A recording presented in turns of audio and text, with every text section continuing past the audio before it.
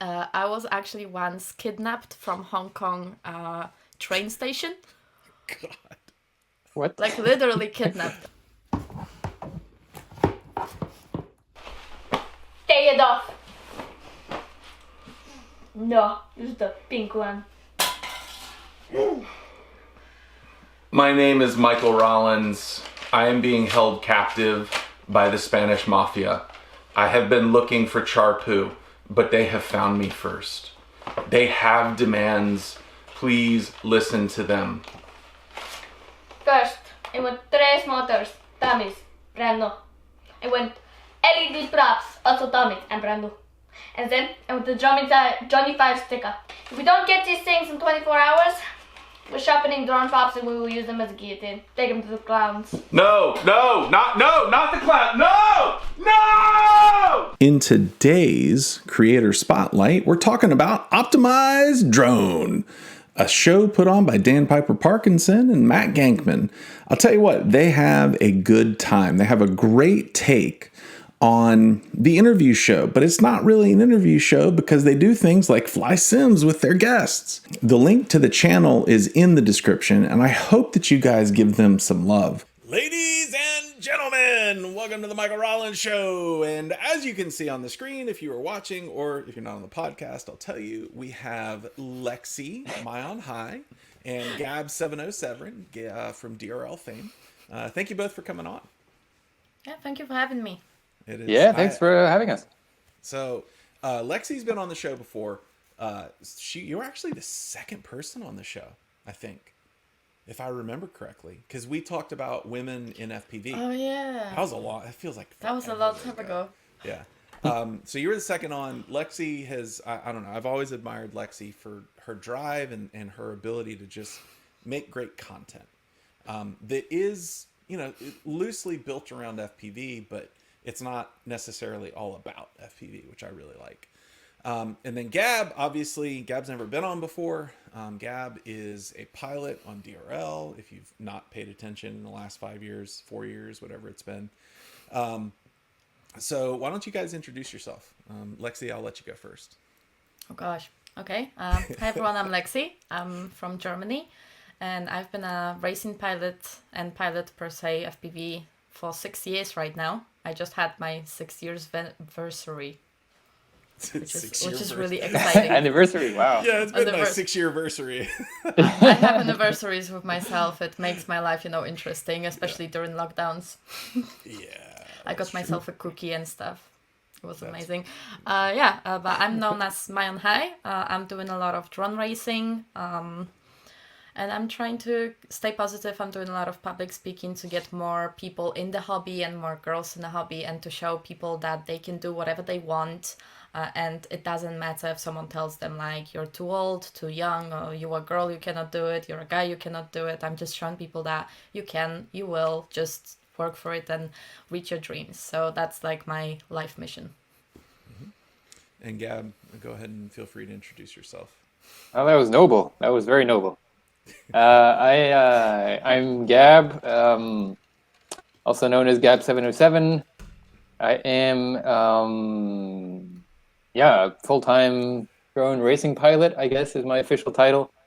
I split my time between drone racing for DRL and filming and development projects and research and a whole bunch of stuff around drones. I never intended to have this career, but things have kind of led me here. But try to keep up with it. It's None of us did, thought. Right? Yeah. Hey, Mom, I want to be a drone racing. Yeah. What's a drone? No. Yeah. Mom, I want to fly robots. Is that cool? So I, over the holidays, I took like 2 weeks off. It is the longest consecutive amount of time that I've had off, possibly in my entire career. And I've been working for, God, I'm like really old. So like I've been working as a software engineer for 20 years and I've seen things, man. But seriously, I got to thinking like, I'm kind of tired of my career. And started really thinking about, well, what would I like to do? Like if somebody just dropped $1 million on me, what would I do? And I was like, I'd like to do this, like produce content. I really enjoy it.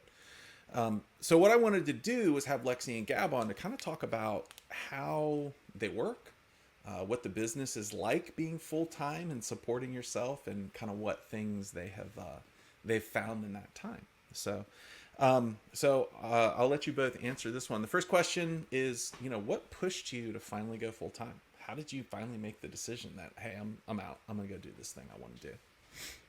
Gab? Yeah. So I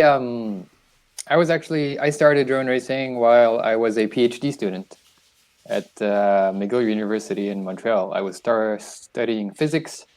I didn't really have a life mission to become a physicist or a researcher. I kind of just went with it because it was fun. I enjoy research and searching, and academics seemed like a fun path. And then drone racing became this side thing on the side, just weekends, just afternoons, go and fly a quick battery here and there. Racing, went a few races and started getting more notoriety, I guess. And at some point I got a call from DRL to be on the show, and that was already a big hit. But, my mission's always been to finish whatever I start. And so the PhD had to be, that was 11 years of my life. I wasn't just going to stop.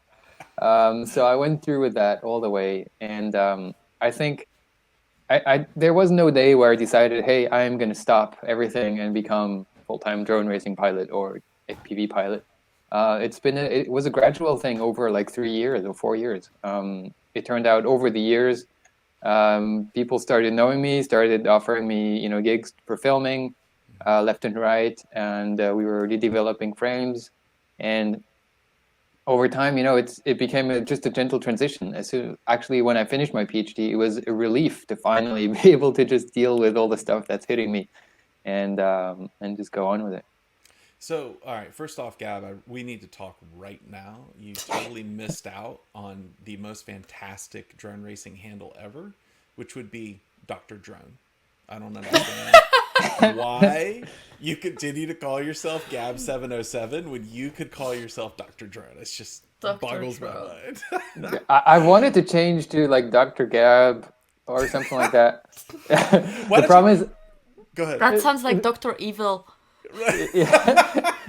You'd need the cap and the mask and stuff, and you'd be like, ah. There is a brewery, though, not too far from where my mom lives in Switzerland. They're called Dr. Gab's. They could be your sponsor. They could. But I don't know. I just didn't want to like rebrand everything, and people were going to wonder. So I thought maybe Dr. Gab707 was a thing, or Dr. 707. But then that doesn't sound good, does it? How about maybe we can compromise, and you can be Gab707, PhD. Yeah, that's. I feel like that would be a win, and you could let everybody know that you have worked yourself into oblivion for a PhD, because they are hard AF to get. That is correct. Yeah, I used to work in a former job. I was a contractor with a bunch of folks that were getting their PhD in like some kind of engineering. It was engineering management, and I worked a lot. Those guys never stopped working ever. They were there when I got there, and they were there when I left. And I'm still convinced that a few of them slept in the office. Oh, so, they do. It's crazy. It's a passion thing. You have to really love it and really want to do it, and then that's kind of what drives you. It's not because you're not making bank, right? It's not if you got a job, you'd make more money than you. Right. Yeah, you're spending money. If anything, it costs you money to do it, and you're doing the hardest job in the world, being a researcher, and you have to you're thrown out into the open just to figure it out. So it's hard. I had one of the guys I became really good friends with. I would walk in periodically, and he was running simulations, and he would just stare at the screen sometimes, watching these little blips on the screen move around. I'd be like, "What you doing, man? It's population dynamics." I'd be like, "Bro, go get some sleep." And then one day I came in, and he was really pissed off, and the building had lost power. And so his simulation that had been running for a week failed. And I was like, oh, dude, that hurts. So, that's hurt. Yeah. But all right, Lexie, how about you? Oh wait, what was the question? What How it was the started. question? How did you go full time? How did you? How did you make the decision to go full time? Okay, so I started FPV when I was doing my engineer degree. I'm not as interested with my PhD. I don't have a PhD. I'm just having an engineering. So hey, go Lexie. So I started doing this back then, and I was just basically for fun. I was just like, this is really cool. I want to do it. It looks cool. None of my friends, of course, understood, even though we were all in engineering. They were all kind of like, what are you doing with those toys? And actually, my girlfriends were with me, like in the park as my spotters, and they were just like, yeah, Lexi, it's fine, but can we go eat now? Because you promised me lunch. So that was this. And then it kind of started, because I made my YouTube channel more like my diary. I just wanted to see if I'm getting better or not. And I was like, okay, I'm just going to do this. It's fun. And at one point it started to just change because I started to be a little bit known. I was doing the drone racing and I was one of the first girls doing it, I think. It was like back in 2015. And it was fun. It was a lot of fun. And I started making contacts throughout my other company. And I was working usually as a programmer, half time as my base income, and I thought, hey, I'm gonna set up a company and I'm gonna make videos with drones and other things like this. And it started taking off, and it was really cool. It was all working. Actually, 2020 was supposed to be the year. I was having so many public speaking stuff set up. I was supposed to go to Belgium to meet Elon Musk. Oh, that'd be cool. Yeah, that would be cool. Yeah. But then COVID happened and all fell down. We had all of those lockdowns and everything. So I just stood with my programming job and I felt like, okay, I'm safe with this at least. And here in Europe, it was pretty tough when it goes to lockdowns, and everything got cancelled in January, February, up until October. Everything was like, no. And in November, we went into harsher lockdown. And my programming company was like, hey, you know what? Some of our clients are not answering. Some of our clients are not paying. You guys need to find yourself a new job. And at this point, probably a shit ton of people wanted a new job already. So it was hard to find one. And I thought, you know what? I'm just gonna take it as a sign from the universe that I should start doing it full time. And I messaged Joshua Bardwell because we're friends. And I was like, hey, probably you are the most experienced person I know. What can you tell me what I might not thought of? And he was like, hey, let's make a video about it. And I was like, okay, another sign from the universe. And there were a couple of signs coming on and I was like, okay, I'm just going to do it. So this is how YouTube became my thing. And I hope to the public speaking and the video and stuff like this to come back along with COVID going away. Because I haven't left my home since October. God, that's brutal. That is brutal. Yeah. It is. I just went like on the field that's like next door and to groceries. Nothing else. It's been harsh. Well, you know, Lexie, you actually touch on something there, which I know in my life I've always adhered to, actually, even recently, which is, you know, if I'm going to make a change, a lot of times I go find someone that is on the other side of that change. And so it was funny because you know, back at the beginning of the year, I didn't know if I want, or middle of God, what year is it? It's 2021. Yeah. Around March when COVID started, I didn't know if I wanted to do this anymore. There were a lot of ways it had taken a toll on me. And I sat down and I was like, okay, who do I talk to about this? And the only two names that I could come up with were Bruce and Bardwell. And so I ended up talking to Bruce and he gave me some really good advice. But for both, awesome. Bruce is amazing. Everybody needs a Bruce. He is a gem that we do not deserve. So like Gab, you know, Lexie talked about touching base with Bardwell. Was there anybody in your life that you were able to like seek out wisdom to kind of give you an idea of how you wanted to go, or did it just kind of happen to you? No, I think I kind of made my own path there. I like the life of a drone racer did not exist back then. Professional drone pilot, racing pilot, that didn't exist. And professional FPV cinematographer didn't exist back then. So I mean, sure, I could have asked, the greats at the time, maybe, I guess the Sharpoos and those kind of people, the Mr. Steels, but they were either Sharpoo was only doing it for fun, and Steel was, I don't think he was doing it full Steel was time. Steel. Steel was Steel. And he's, Yeah, he's a YouTuber. I wanted and to say that. Yeah, he's doing his own thing, and I'm not in, like, as much as some people make YouTube work. I'm not into it. I'm not someone who likes to just, I don't like to make vlogs. That's the big thing right now. I don't video creation for me is I'm a perfectionist. I like to make something. When I make something, it has to be really perfect. It has to be really good. And like a vlog is something that you kind of slap together, slap, and then you put it together. And sure, you put some finishing touches. You make it. Sure, yeah, it is art, but it is art that has to be efficient, right? Like if I were to go out on a day of shooting and be like, all right, I'm going to make a video, and come back, it's going to take me another 3 days to edit it, because, well, I don't have maybe not the workflow, or just because, I'm thinking about this, about that, and how amazing it could be, instead of what I have and what I need to make it be. I don't know. I don't have that kind of thing to just make YouTube videos on multiple videos a week. I just can't do that. So yeah, the filming side of it came along after.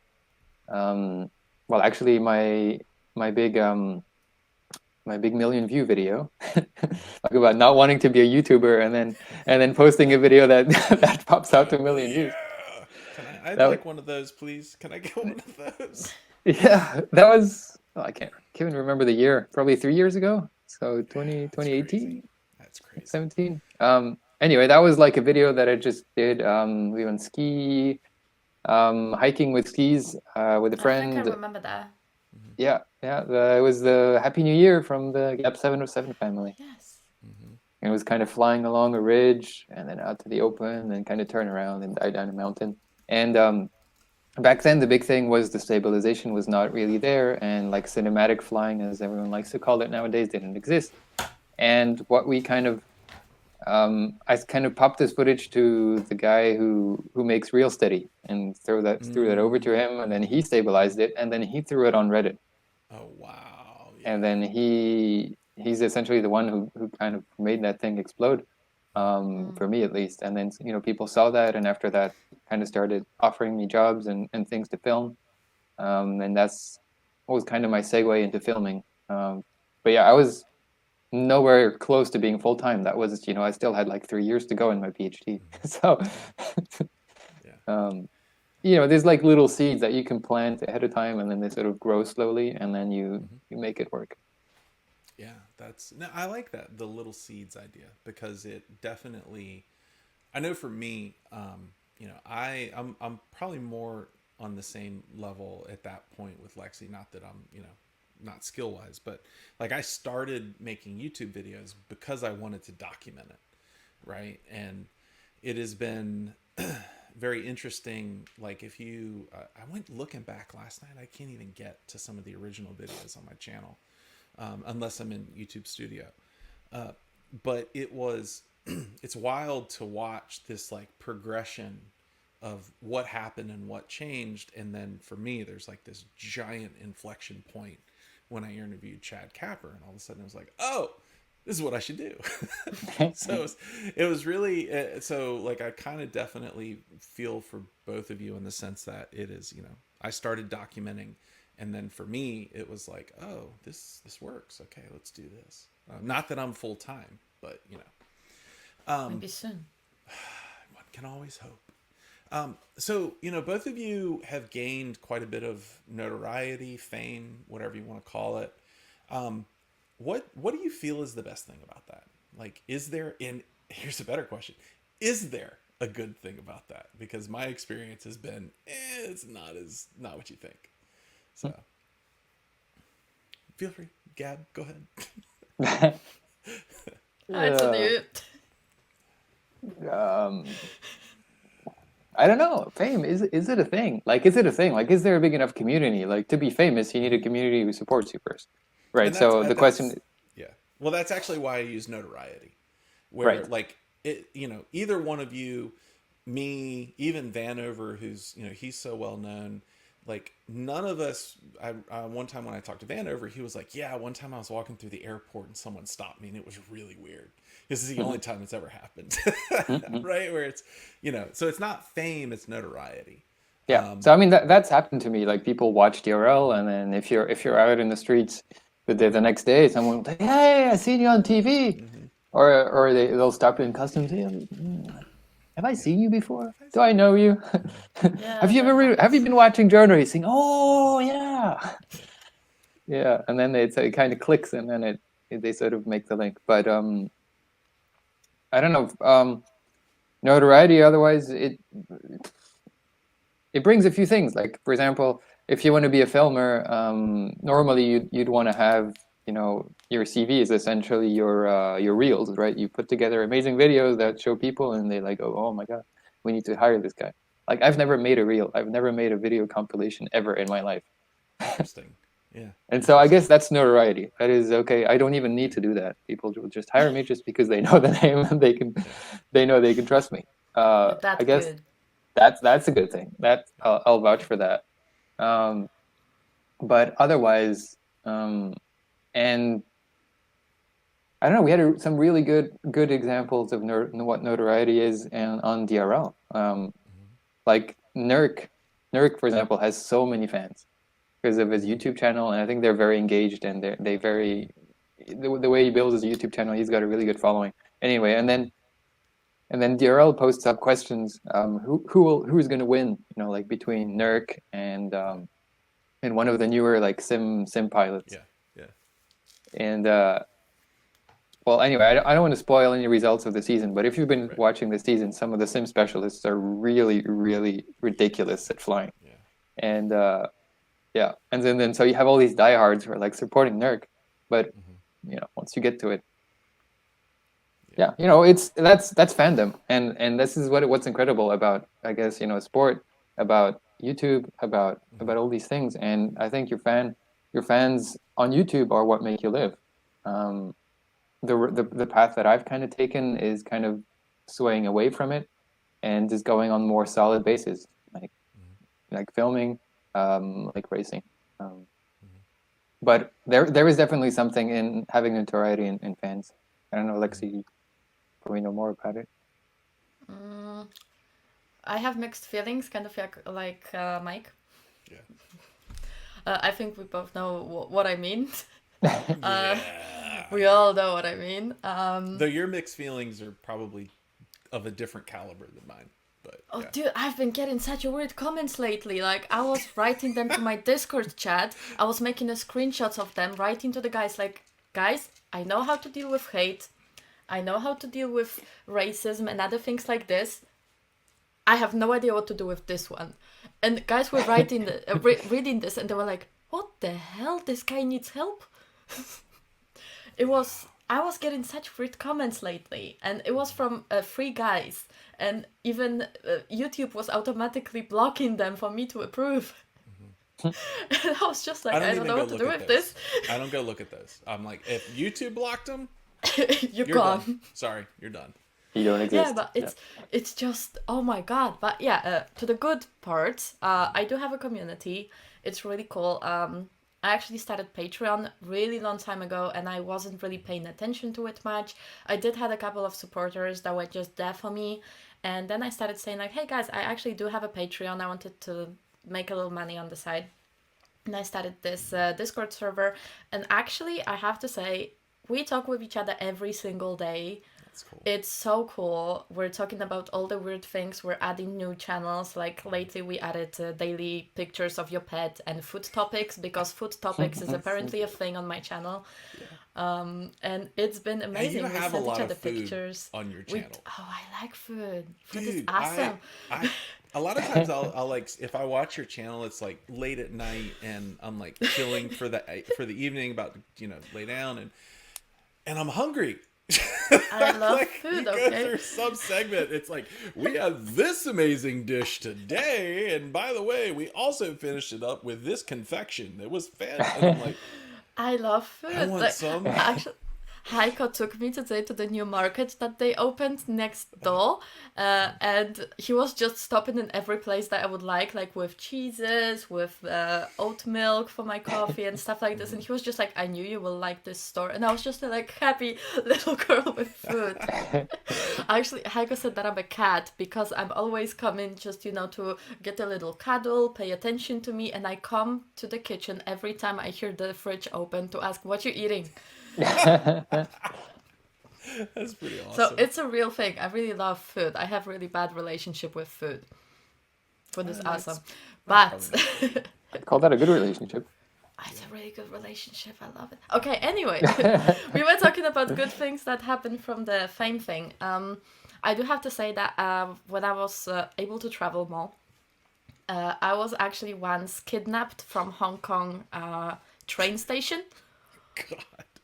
What? Literally kidnapped. Because I was writing with a guy. He was like, "Oh, I know that you're coming to Hong Kong. Maybe I can give you a little tour. We can take you to the places that we fly in." And he was legit guy from Hong Kong, legit owner of the FPV club and stuff like this. And if he's watching, he knows I'm talking about him. And basically, I'm getting out of the train station coming from Shenzhen to Hong Kong, and I'm really confused, of course. And this guy just grabs my hand, takes my suitcase, gets me to the white van. Oh my God. With LEDs inside and black windows. But I see a little girl there. It was his daughter. She was 8 at the time, I think. And she just said, "Hi." And she started talking to me. And I was like, okay, I'm getting kidnapped. It's fine.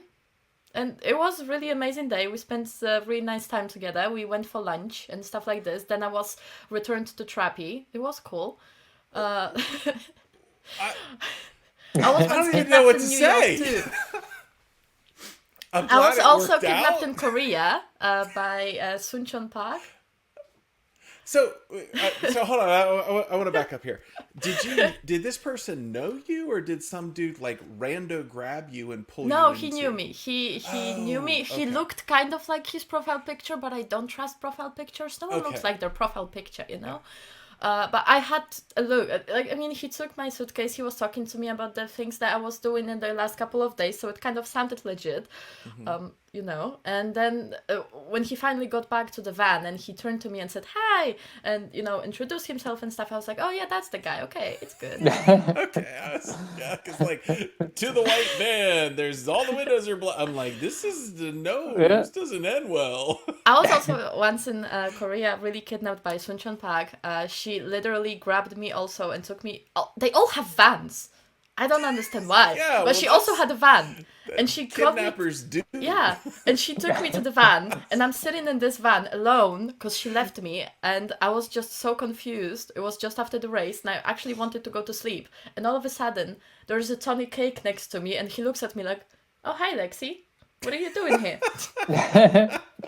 And I was just like, I don't know. And all of a sudden, there were a couple of other pilots and people, and Suncheon Park just closed the door, and she's like, "We're going drinking." I'm like, "Great." Well, hell, all right. All right. I know as a kid. Koreans, yeah. As a kid. Yeah. I have not been to Korea, but it sounds very entertaining.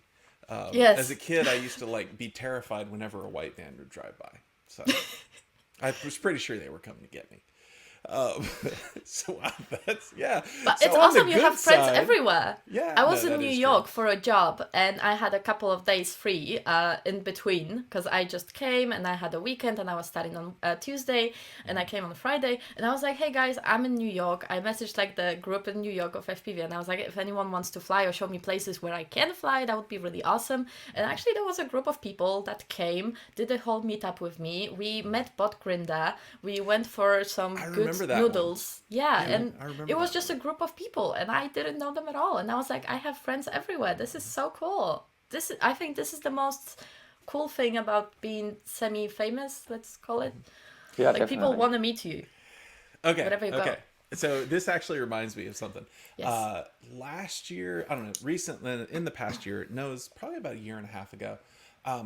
I was driving down the road and my truck broke down.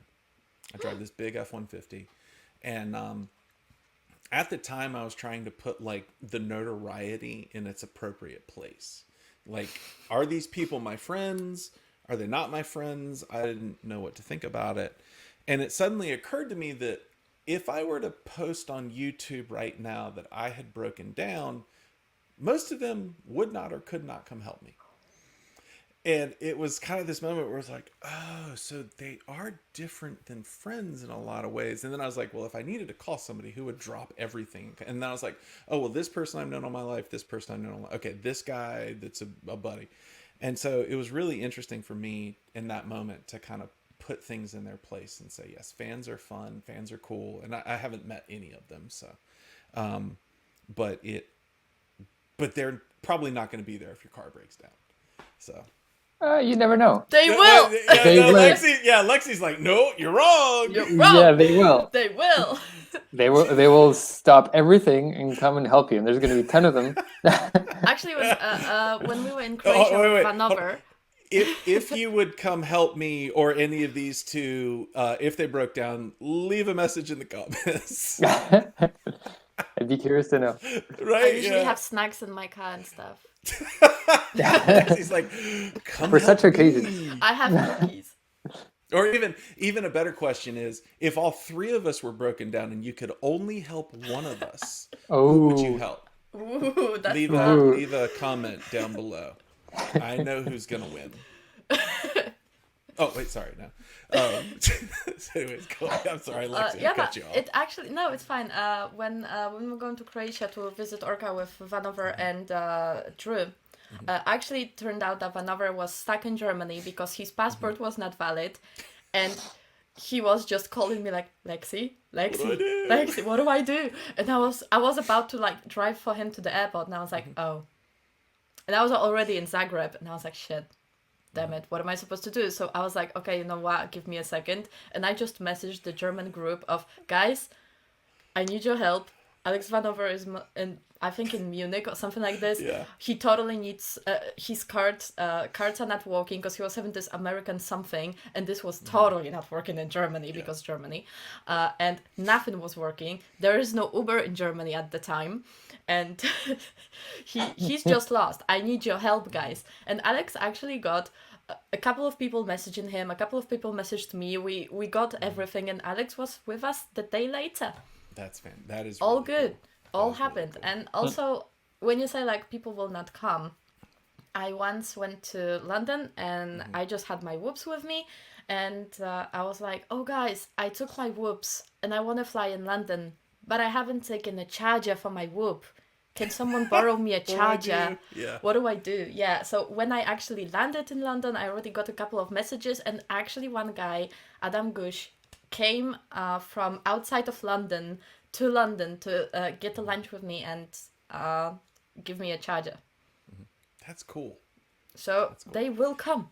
Yeah, and you know, just in terms of just give them food. My thinking, it's not that the people wouldn't want to help. It's more like I'm in Virginia Beach and almost none of my fans are. So yeah, it depends where you are. Dude. Yeah, depends where you are. I'm sure I'm sure that there might be one or two people if I was in like their city or something. But so probably the last thing we'll touch on this segment. But with both of you being independent full time, you work for yourself. How do you keep motivated? Like what makes you want to get up every day and makes you want to go to work, and why don't you just lay in bed and watch Netflix all day? Or like what is, like, how do you decide or feel like you want to work? Or is it work? It's a tricky one. Yeah, right. I struggle with that one often. But generally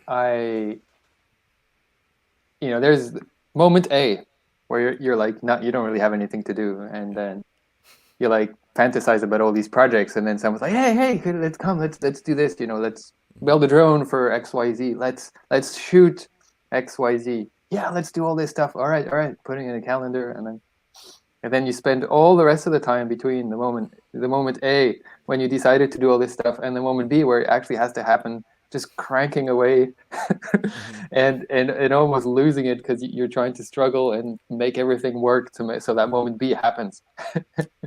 So you never really have the choice. well, you kind of make the choice to put like these big goals in your life of things you want to do, and then I usually put too many, and then I'm the same way, yeah. and then I just struggle to get through it. So I just get up in the morning like, oh my god, I got to do this. I got like okay, I'll make a list. I'll feel better. I mean, you write a list, and then I can show you my list for today. Where's my list? Yeah. I had it right here. There's You're good. It's You're like good, a whole Lexie. page. Get It's a whole focused. page. Like I'm just gonna put like one item per list, and it's an A4 page, and there's like 1, 2, 3, 4. Like, there's like 50 things I had to do Dude, today. I have a planner for all of this. It has Oh, there you go. 2021 because I was, positive. I have a planner for 2021 and it has all things to do. And it kind of limits me every day, so it's not that bad. I am like, just in terms of like well, hold on. Show us your list, Gab, if you can. I can't. I'm not sure where it Or is. maybe you can't. I don't know. Top secret projects. No, I kind of Work reshuffled on- everything. We were like, okay, Oh, we're you're filming. Good. You're good. Don't worry about it. I have this love-hate relationship with to-do lists. I have this great to-do list app called Things, and I paid, for it to be on all my devices. And I typically go through and I come up with like 80 to-dos that I would like to do, and then I sort them, and then I have this idea that I'm going to pull them all into a list and a reasonable number on a daily basis, and then invariably a day goes by and it's like I had put 10 things on the list and I got 2 done, so I let the 8 roll over, and then eventually I'm like, screw this, because I'm like, I'll never finish this. So Right. yeah. I have the same. I got it at some point. Like it usually goes in phases for me. There are phases where I can just keep everything in my head and I'll just crank through it. And at some point it just becomes too much. I need to start making lists. And I have a nice app and everything, but I usually the best way I work is either in the evening or in the morning. I just write everything down and then try to tick off order them. Which one's the biggest burning fire, and then to put out the fires one after the other. But motivation, it's usually that. It's once you've put targets for yourself, you almost don't need motivation, unless obviously your target is something very creative, and then it's a bit trickier. But I tend to work with in a high state of panic, just trying to deal with it. Panic mode. I motivate myself with panic, ladies and gentlemen. It's fantastic. It's fantastic. You're missing motivation? Just put too many things on your plate and you will never struggle with motivation again. So, what about you, Lexie? How do you keep yourself motivated? One, I'm having my lists, but at the same time I also have phases when sometimes I can just sit down and edit videos for 8 hours straight, and it's all fine, and I can make them, edit them, publish them, schedule, everything is good, Instagram is fine, everything is fine. And sometimes I'm just looking at it like, nah, I don't want to do it. So I think like if I have a thing on the list and it jumps twice, I'm not gonna do it. For at least when I feel like doing it. So I always have like a backup stuff, always prepared. So if I don't feel like doing anything, then I still have something, to show. But mostly this is it. And I'm actually getting a lot of motivation from my fans. Like they write nice stuff or give me ideas. Yeah. And sometimes I'm like, ooh, that's cool. It's funny you say that because I'm like 43 now, which is like on death's door apparently, and for all my life, I actually enjoy where I am. It's like, oh, good. Okay, I am like I don't know. Sometimes I think back to like, what would 20-year-old Mike think of 43-year-old Mike? And I'm pretty sure 20-year-old Mike would think 43-year-old Mike is a badass, right? Like, he's had a successful software engineering career. He flies robots. He makes money, technically I make money on YouTube, but it's like, but the thing that I've really only kind of embraced recently is kind of like what you say, Lexie, is, hey, I don't feel like it today, right? Some days you feel like it and some days you don't. And there's a sense of grace that you have on yourself to allow yourself to say, not feeling it today, right? In my head, for most of my life, it's been like, hey, dude, you did not give 125% today. You failed. And then, recently, and it always leads to burnout because it just, you end up no matter how high on life you think you should be, there's all these things that you failed at. And so, over the past year, I've really learned that, especially for me, hey, dude, there's going to be entire months where you don't feel like it. And there may be entire months where you do and you're super productive. So take advantage of that time. Do the thing you need to do so that it does cover the month where you don't feel like it. And I feel like that is just a pretty fantastic way to live life. Yeah, but I think it's something you need to learn. Yeah. It's certainly not. It's not what our society teaches us. Yeah, society is like you need to give 150% out of yourself. If you don't do your to-do list, you're a failure and stuff like this. I was also thinking like this up until the COVID. I started to sleep more. I started to be like, okay, I feel like eating this or eating that. I should probably move or do something like this. Oh, I don't feel like doing it. And I started just to listen to myself. And I tell you, I'm actually more productive than I used to be when I was 150% and much more happier for sure. I think what really motivates me is not really being bound to doing one thing. I try to explore as many things as I can, and just things that I see fun and relevant at the time. And for a lot of things, you just don't know where it takes you, and then before you know it, it takes you to something that is totally useful and that makes money. But until you get there and you try it, you maybe don't know. Yeah, you need to try a lot of things. Yeah, and I mean, so this is what I guess what keeps me going is that I'll do these big phases. For example, now I'm in like a phase, design and development. So I'm designing, developing stuff, and then within a week, I'll be flying out, and then I'm building something up, and then we're shooting, and then I'm going to another shoot. So it's like a whole phase of shooting, and then I'll go into different phases. Okay, now we got a race coming up, so I'll sit. Well, this year I'm just sitting on the computer, just on a simulator because 2020 is still 2020 and 2021, but that's how it is. You just sit on the computer and simulate away being a racer again, and then just go in these phases, and that's what really keeps me refreshed, I'd say, when I just attack a new problem again. So it's interesting, and this is a great transition into the next segment, which is more about the business of working for yourself, being full-time on the thing that you do. Like I'd mentioned over my break, when I got to take a couple of weeks off, it was fantastic.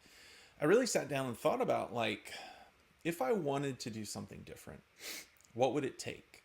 And, one of the first things I came up against is that, this is going to sound weird, and I don't want people to think that I'm complaining, because I'm not. We do well, right? I work for a Silicon Valley startup. I live in Virginia Beach, and there's a lot of arbitrage there in terms of getting a Silicon Valley, salary, but at the same time living in a place with a much lower cost of living. And it started to occur to me recently that is, while that's a pretty fantastic thing, it really limits my flexibility. Because, I've got a wife, I got 3 kids, I got kids that have got to go off to college, and we have, pretty much, we've grown accustomed to the lifestyle we have. And it started to occur to me that, there's a liability in that stability. Just in the sense that if I were to shoot off onto my own right now and kind of try to do this YouTube thing full time, or become, a contractor software engineer, I have now received a paycheck week in and week out for 20 years. I would not know how to handle my finances that way. I would not know how to handle the anxiety that would come along from, working from not knowing if next week I'm going to have a job. And the other thing that's really shocked me is that I'm dependent on one source of income. For quite a while now, my wife has not worked for various reasons. And it has led me to realize that if I do lose my job, or if I decide to stop my job, there's a lot of room to make up. And so that led me to the realization that, hey, like, I would need diversified income streams, right? Like, just, like Lexie, YouTube pays fantastic, quote unquote, towards the end of the year, but it pays like crap in the beginning of the year, right? And, you know, Gab, I mean, what happens if during the summer you have 10 shooting jobs come up and then nothing for the rest of the year? And actually, when I interviewed Thinky, he talked about this too, Benoit Think, how he's like, yeah, man, there's some months I don't get any jobs, and then there's some months where I get 4. And he said that he arranges things so that, you know, on the same day. Yeah, on the same day. And he said he arranges the things worst. so that, you know, all he has to do is land 2 jobs for a month to pay for everything. And so I guess, you know, the question I have for you is like, how like, do you diversify your income streams? How do you diversify your income streams? And is there one that is more stable than the other? God. So I get asked a lot. Yeah, go ahead. I get asked a lot about drone racing. So hey, could you be a professional drone racing pilot and live just off drone racing? And I guess yeah. You know, for example, if you're a DRL pilot, well, you make a bit of an income, and it kind of justifies you going out on training missions and spending your time just training and working for the league and being on the show and et cetera, et cetera, et cetera. And for sure, that creates an income. And I think off DRL, I could, off the top of my head, say I probably make more than what I was when I was a student. Sure. It's not a high bar. All right, I'll put that out there. But yeah. And then when you're a student, you know, you have like student housing. You know, you cook pasta every day, lunch and dinner, and you know, you make it work just because you don't have much. But then suddenly, you know, I'm 33 now. You don't want to eat pasta when lunch. As much as I love pasta, you don't want to have it for lunch and dinner every day. And you have a girlfriend, and you know, you want to have a bit of a better lifestyle. And as you start moving on, you kind of need to diversify your incomes for sure. And I think that's where every sort of drone pilot I've seen is working from. Is if you want to be a racer, well, it's a part-time thing. You can only really do it for, okay, racing is, we're in season right now. This is when you train for it, and then you push everything aside, you make space, you do just that. And then the rest of the year, you need to be flexible. You need to be, well, a software engineer. You need to be on call for something. You need to be a shooter. So that's why a lot of people become filmers, because you can just schedule things around, and you can make things work. Well, I for myself do, you know, some research for a university in Zurich. I do some filming, development of, you know, drone frames and solutions and things. And racing, and that's, you know, 4 sources of things, and then I kind of jump from one to the other, and if one crashes out, there's always the other one to pick you up. But you know, for example, drone racing is very hard to predict. Like every year, basically, you're on the cutting board. Are you going to make it? Are you going to make the cut or not? How good are you? Are you still fit to race with all these new kids that come along every year and who have, you know, longer teeth every year? It's hard to say. Shooting, I'd say, is a more stable income, but again, you might want to be, a good solution for that is to find bigger media houses, bigger, you know, UAV groups who already have clients and things like that. When you need to build your own client base, it's very hard. I had a number of streams, like Action Sports was a good one. And these natural history productions that I've been on a few for like Apple recently, or for National Geographic, and like those worked, but again, COVID happened and then everything fell apart.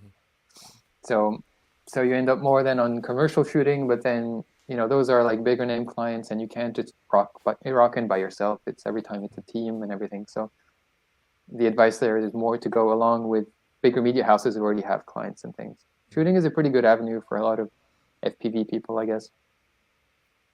And then research, I guess, is and frames, you know, selling. It's again a thing where you have to be competitive. You have to always bring out something new. You have to always be pushing it. It's a market that is very volatile.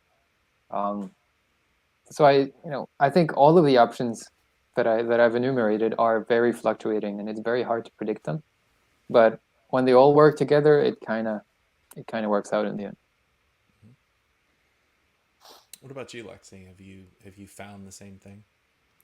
Well, I used to have my base income of just being a programmer, which kind of finished, but it's fine. I have a couple of revenues. It's mostly filming, yes. Filming is a really good job. And if you have good clients, or you know a couple of people who have their own companies, and those companies are getting bigger and bigger, and they're like, hey, I can make videos for you. Then it also works. Also, I'm getting some revenue from public speaking, which also COVID now. Yeah. Yeah. But there's also YouTube affiliate links, Patreons, all the things like this, plus the other side jobs. Like for now, I'm actually helping one of the FPV companies to repair something that they had a little issue with, and I have a lot of boxes in this room. I have to tell you that. It's a lot of boxes. But yeah, it's just you grab whatever you have, and you said like you get your payslip for 20 years, month to month. I actually never had it. I was always working for myself. Since I finished my university, I set up my company, and I was like, I'm gonna just do whatever. It was because my mom and my dad were really like, oh, you shouldn't be working for anyone, you should be working for yourself. Look at me, take the good advice from an older person. And I was like, okay, mom. They usually don't give you that advice. No, they don't. No, They my usually parents tell are you. like, my parents are different. My parents actually never told me that I cannot do something because I'm a girl. I learned that in school. When I think I said it in my Q&A, on the technical lesson, I think I was 8, the boys got the plane models to build, and I was like, oh, I want to do this. Right. And the teacher was like, no, girls do cake. And I'm like, oh, I ain't doing cake. Give me the plane. Yeah, give me a plane. Like 8-year-old Lexie, give me a plane. And the teacher was like, no, you're a girl, you're gonna do a plane. And I apparently made a tantrum. I finished in the principal's office, and principal called my mom, and my mom was like, she wants to make a plane, she's gonna make a plane. So that was my mom. And my mom said that after this, for a week, I was so shocked that I couldn't make a plane because I'm a girl. Yeah. So I was shocked. And that was like the end of the world for me. Like, what do you mean I cannot do something because I'm a girl? Like, what the hell? My dad told me how to solder. No one ever told me that I cannot do something because I'm a girl. And my parents were really like, you want to do something, you do it. Whatever you want to do. You want to do electronics, you want to do drones, good for you, go do it. You want to do dolls or something, go do it. Want to do makeup, do it. So for me it was different. So when my parents told me like, hey, you shouldn't be working for anyone in the job like 9 to 5 and just waste your life there, I was like, oh, I don't want to waste my life there. And I actually developed kind of an anxiety from the office and 9 to 5 job. Interesting. So so I was really like, okay, I'm gonna struggle, but apparently it's gonna help me more. And to be perfectly honest, I don't need much. I just need to pay my bills, I need to get my food, I need to, get my drones, and I'm happy. And it doesn't, like, I don't need that much. I don't think like I need the best cars, the best house, and the best area and neighborhoods and blah blah. I just want to be left alone and do my thing. And I think it's working for me pretty well. So what works for you is the 20 years of the pay slips. What works for me is no pay slips. Well, and it's it's harder though, because you need to struggle. Yeah, generationally, it is very, like, my generation, Gen X, right? Born in the late 70s. You go to college.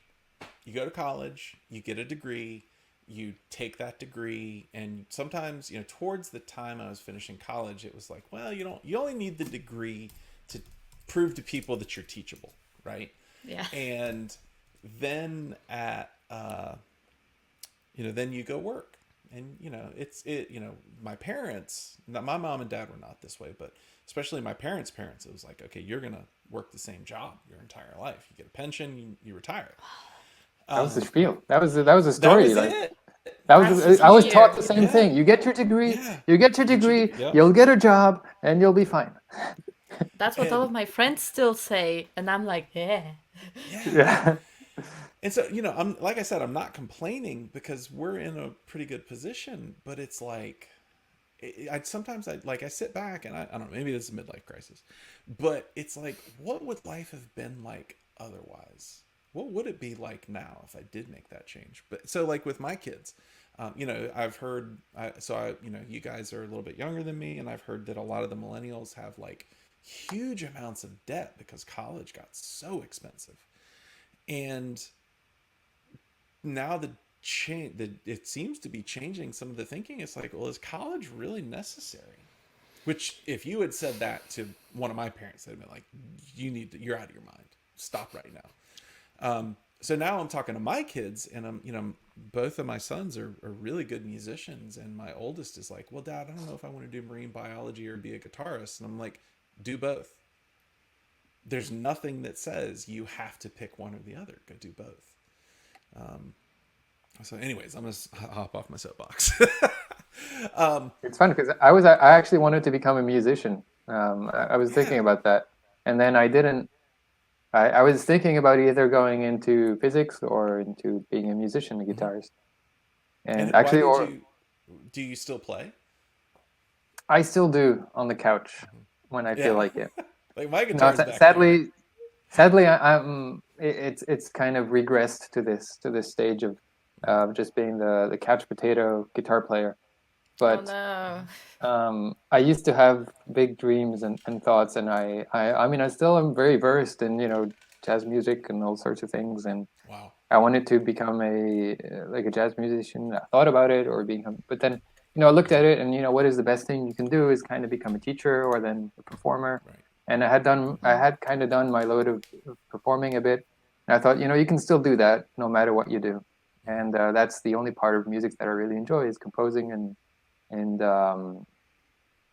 performing, and then you can still do that whatever you do, and that's why I went with physics, and kind of I built up a band very quickly in university as well, and kept that going all through it, and then later on when we moved to Canada, things kind of fell apart there, and that's when drones came along.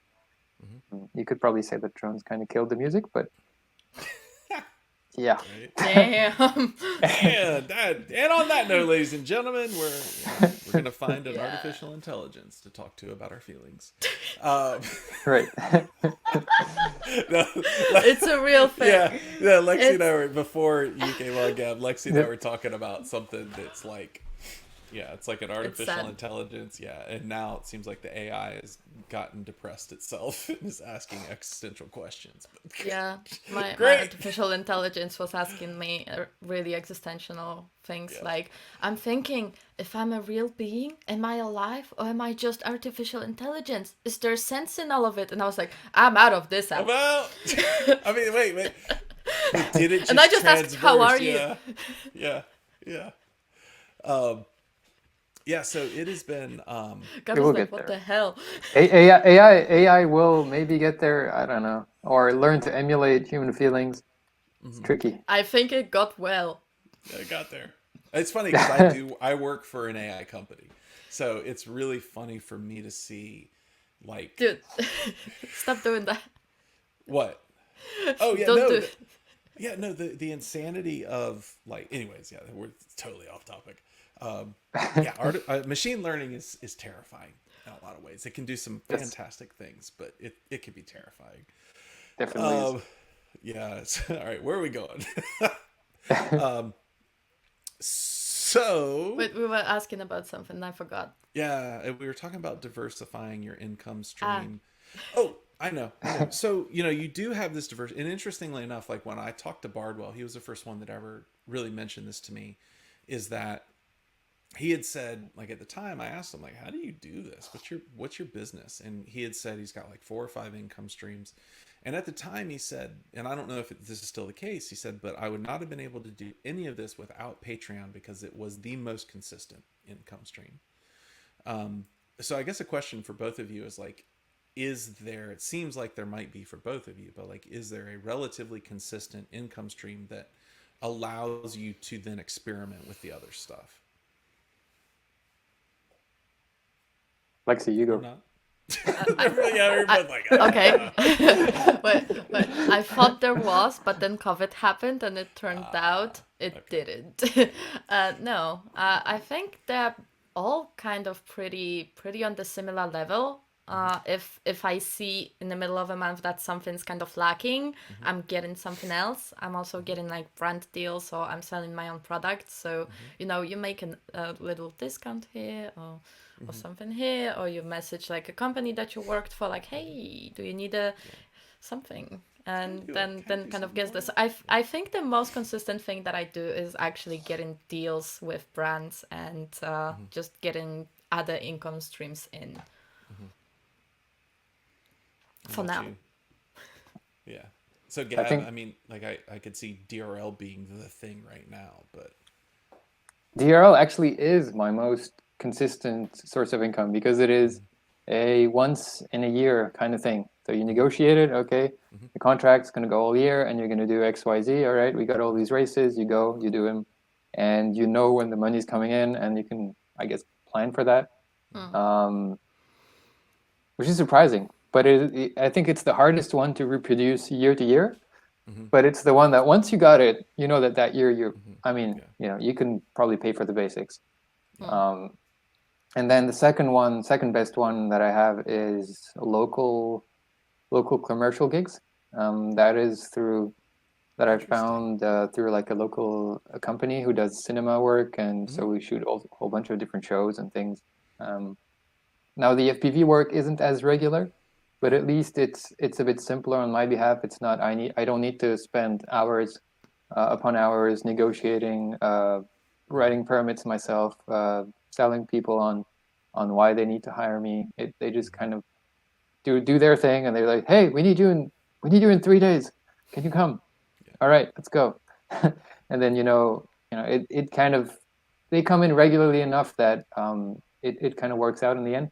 But that is you never know when they're coming. So well, it's interesting when you say shooting. I've just assumed that you mean drones, but do you actually like handheld shooting as well, cameras, or?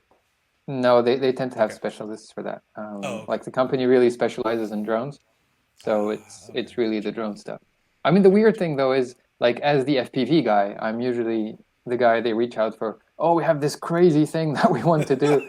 And it's never the easy job. It's never okay, let's go and let's do something simple. No, it's always the crazy. You got to do this, that. You got to prepare something custom. You got to.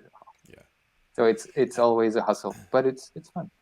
So it's really interesting because one of the things that started this whole train of thought for me was towards the end of last year, so like probably the last half. A friend of mine had reached out to me and he was like, hey, I need you to come shoot some drone work. And I had always resisted it because, for various reasons, I didn't know what to charge. I didn't know kind of a lot about it. And finally, I ended up going to him and I was like, sure, I'll come do it. And loved it. Like, loved it. And this was Mavic work, right? This wasn't FPV. And loved it to the point where, like, I left and felt so satisfied. I was like, I did a good job today, right? Like, I did something awesome. And the bonus was I was able to bring my boys with me, and my daughter's not interested in drones at all.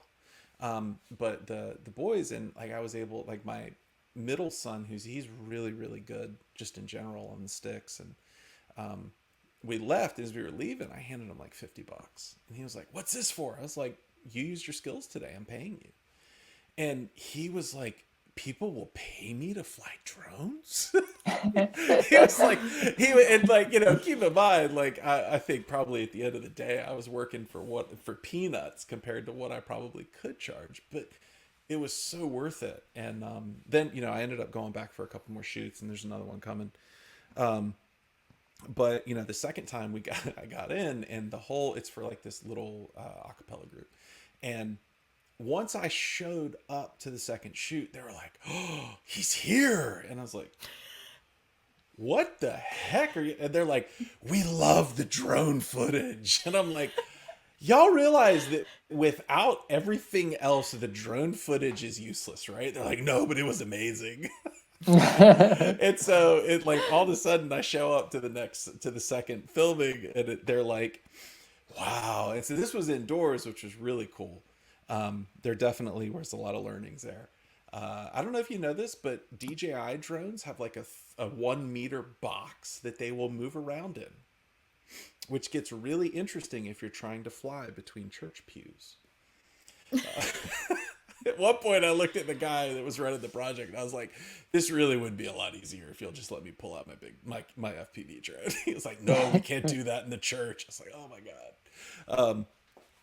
Yeah, but it was shocking. I was like, I really enjoy this. Like, I would really love to do this as a thing. So, Actually, some of my clients are usually like, "Oh no, the drones are so dangerous and stuff. No, don't take your FPV ones." And then I show them a sine whoop, like the Diaton one, which has like all the like security stuff. Yeah. And they're like, "Oh, that looks cool. Yeah, do it. Yeah.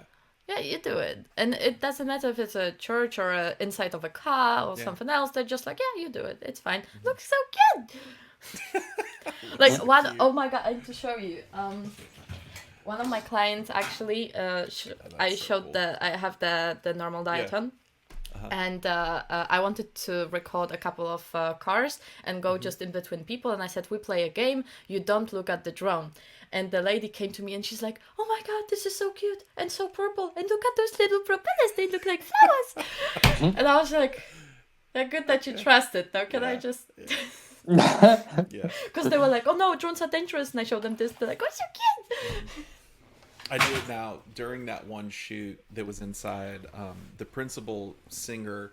I was doing a forward. I was in front of her and was following or leading her down the aisle, and I had told her, I was like, "Look, you stop if you get uncomfortable." And she was like, okay. I was like, have you ever worked around a drone before? She's like, no. I was like, well, it's kind of noisy, but for the most part, I'm on the sticks. I'm paying very careful attention. And so, I'm kind of like, I finally ended up getting a stand so I could put an iPad on there, but I'm like doing this periodically and kind of looking up. And then I was reviewing the footage and I was like, oh, she was really close. I was just like, oh my God. And it was a fantastic shot, but she could have reached out and grabbed the Mavic. And I was just looking at it like, I finally saw her a little bit later. I was like, thank you so much for trusting me. And she was like, yeah, it was a little close. I could feel the wind on my face. I was like, oh, wow. Okay. I mean, we were safe, right? But it was definitely Oh my God. interesting. So, Scary. yeah, it's like, yeah. So anyways, moving on. This is not the how stupid is Michael Rollins show. So, and this one's not as fun a question. Like, what are the uncertainties that keep you up at night, or does anything keep you up at night? Like, what are the things that you worry about, right? Because you do have a diversified income stream, but what do you think about the inconsistency of it? Or possible inconsistency. A lot of things. I think just the panic keeps me up at night. Just making deadlines. Okay, I think that's valid. Yeah. I'm I totally don't- getting into your panic mood. It's good. Yeah. I don't know how I do it. I always think, okay, I'm gonna, I decided for 2020 turned out to be a real tough one for me. I ended up working a lot and way more than I should. Like, I never take weekends. I'm always working every day, like at least 10 hours, not 11. Yeah. And never, like, we took 4 days holidays, and what did I do? I brought a drone, and sure it was fun. I did some fun flying, right. And I actually got some work done as well. But anyway, I'm always thinking about stuff, and it never lets go of you. And I think that's one thing that kind of, you could say, keeps you up at night. Well, it's just the nonstop drones. It's just one of those things when you're your own boss and all your projects need to work out by X deadline. Like I thought 2021, I was going to take it easy, more, less work, more fun. Just go out and fly more. Just make some content, just fly some mountain. That's the fun stuff. I've not been able to fly once. I think I think I went once in 2020. What goes like for fun and like once or twice. That was it. And but you think you're a pro pilot, so you can just go out any day, right? But no, I'm stuck here every day. There's designing stuff and just training stuff, and then here frantically looking for shipping deadlines. When can you ship me these these batteries? I need these batteries next week for the shoot, and then I need these cables, and then those connectors, and then oh my god, and then they didn't ship them, and then panic, find another source, find another, and it's like nonstop like this every day. It's been like this for the past week and a half because I'm building this drone for this natural selection event, which is happening next week. Well, it's starting next week. I'm going out next week, and then like there's so many moving parts, and it's just stuff like this that just really keeps me up at night. Panic. What motivates you? Panic. But I'm not the guy though for that. Selling Gab panic. I'm not the guy for that though. Like I'm no like on DRL, everyone knows me as really calm and collected, which I am, and I'm. But this and then at home. It's just when there's too much, when I spread too thin, it really gets to me. And I mean, maybe, and if I'm reading into this, then please stop me. But I feel like just in hearing you talk about this, I feel like what you're really saying is, I've put my name on the line. Exactly. I've committed to this person or these people, and I cannot not deliver. Exactly. Right. And so it doesn't. Yeah, it sounds like what you're saying is the panic is not necessarily getting the work done. It is if you don't deliver, then you haven't kept your word. It is in preparation. For example, this it's a live stream. It's going straight to somewhere, and then if you screw up, everyone immediately sees it. Right. Or did you you're going this? Or I'm going to be shooting a feature film sometime this week, and it's like, well, how much are you going to prepare your drones? And then, we know how FPV drones are. You kind of home tinker them, you put them together, and which puts their reliability at somewhere very low. And then it's always this question, or you're going on a trip. How much time does it take you to pack your suitcase to go on a trip to go shooting somewhere? It takes me hours because I just roll up and like right now I got a good system. I got like a bin here. I got all the stuff. I got all the spare parts. I can just go take that stuff, put it in the suitcase. Okay, I think we're done. But half of like my suitcase is always full. I just don't unpack it because it's nonsense. I used to take like 6-7 drones to stuff. But like recently, I think things have become more reliable. You can just take one and then back up and maybe a third backup. You'll probably make it. But then what if they want the tiny one? What if they want the DK GoPro? What if they want this? And then you spend so much time just thinking about all the different possibilities. So it's talking about taking just one or just a few drones. Last time I talked to Steele, I was like, hey, how many drones do you bring to a shoot? He said, I bring one drone, one set of props, 4-6 batteries, and that's it. And I'm like, savage. What? He's like, yeah. He's like, I show up, I do what I need to do, and I leave. He's like, if I can't get it in 6 batteries, I'm not getting it. And I was like, damn. Like, wow, dude, that's pretty bonkers. So yeah. It depends what you're doing. I've done stuff where you're shooting nonstop all day, every day, and then you're like, they want you to do the crazy shit, and obviously that's not going to happen in one set of props because it's a crash cam. It's Steele, so he well, it depends what it is. I've done stuff where you could easily walk in with just one battery and one drone, literally. Because you're going to go up, and then they're going to have other stuff to do. Yeah, I'm not saying that it's Steele. He's better than everybody else. It's Steele. He has prescribed everything that he wants up front, and so when he shows up, he knows he just has to fly one time. So it's pretty funny. But what about you, Lexie? What are the things that kind of keep you up at night? I do agree on the panic mode because I put my name onto something. Yeah, I really do. I think during the 2020, I really started to be worried, like if I will have to go through my savings to actually, survive, especially during the lockdowns and stuff. And this has kept me at night, and it still kind of keeps me at night because it seems like it's 2021, round 1.